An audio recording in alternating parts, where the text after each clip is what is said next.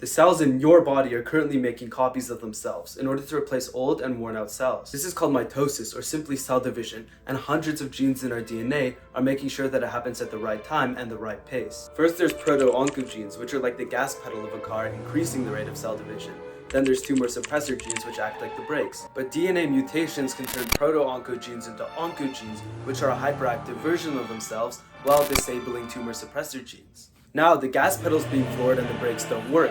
Chaos ensues and cell division proceeds at an uncontrollable rate. Out-of-control cells affected by these mutations are called cancer cells, and they form tumors that invade healthy tissue. Enter our immune system's T cells, which keep cancer at bay by acting like bouncers at a club. Using their T cell receptors, they inspect molecules on cell surfaces called antigens, which act like IDs, telling the T cell whether the cell is friend or foe. But cancer cells produce PD-L1, a protein that acts like a fake ID, binding to PD-1 receptors on T cells and disabling their anti-cancer response. Cancer has even more immune evading mechanisms, which is why we're forced to fight it ourselves. But targeting cancer cells without harming healthy cells remains a challenge.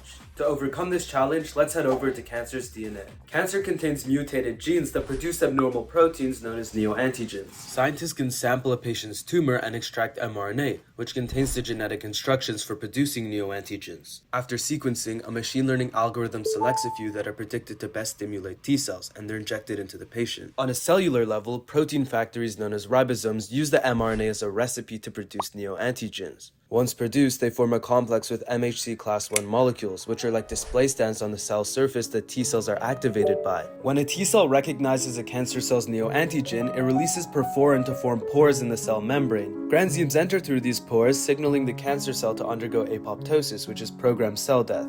That's neoantigen-based therapy. It's more than just an interesting breakthrough. It's a beacon of hope for a future free of cancer.